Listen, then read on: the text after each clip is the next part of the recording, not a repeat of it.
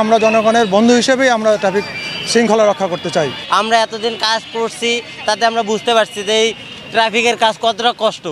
আমরা বুঝতে পেরেছি আমাদের ট্রাফিক ভাইয়েরা সারাদিন কি কঠোর পরিশ্রম, অক্লান্ত পরিশ্রমের মাধ্যমে আমাদেরকে সুন্দর একটা নিরাপত্তা দিচ্ছে।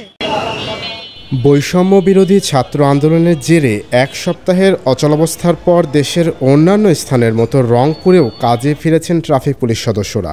গত কয়েকদিন মানুষের দুর্ভোগ কমাতে দায়িত্ব পালন করেন শিক্ষার্থীরা। অন্তর্বর্তীকালীন সরকারের নির্দেশনায় আবারও দায়িত্বে ফিরেছেন ট্রাফিক পুলিশ সদস্যরা।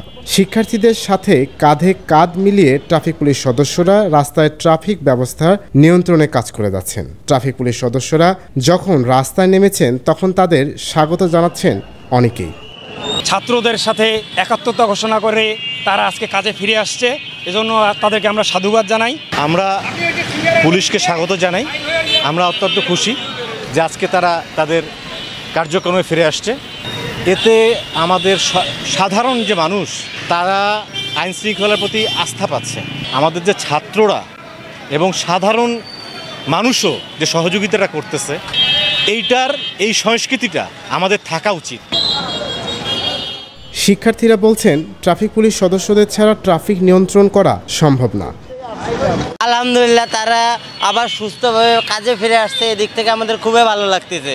আমরা এতদিন কাজ করছি, তাতে আমরা বুঝতে পারছি যে এই ট্রাফিকের কাজ কতটা কষ্ট। এই রোদে বৃষ্টির মধ্যে ভিজে কতটা কষ্ট করে তারা কাজ করে, এটা তাদের কাজ। তারা আবার ফিরে এসে যে এই কাজটা করতেছে, খুবই ভালো লাগতেছে। আমরা বুঝতে পেরেছি আমাদের ট্রাফিক ভাইয়েরা সারাদিন কি কঠোর পরিশ্রম, অক্লান্ত পরিশ্রমের মাধ্যমে আমাদেরকে সুন্দর একটা নিরাপত্তা দিচ্ছে। তা আমরা ওনাদের সাথে একাত্ম হতে পেরে নিজেদেরকে অনেক ভালো মনে করছি। আগে যেভাবে শিক্ষার্থীরা করছে, ভালো করছে, এখন আরও ভালো করার চেষ্টা করতেছে। এখন তো পুলিশ আসছে, ওদের মতন আসলে আমরা পারিনি ওভাবে, কারণ ওরা হচ্ছে একদম প্রশিক্ষণভাবে। এখন চাচ্ছি যে সব কিছু স্বাভাবিক হোক, ওরা আসছে, আমরা খুশি এটাতে। এই ট্রাফিক পুলিশ ফিরে আসায় জনজীবনে স্বস্তি ফিরে আসবে, পুলিশ জনগণের জন্য কাজ করবে, এমনটাই মনে করেন এই ট্রাফিক কর্মকর্তা।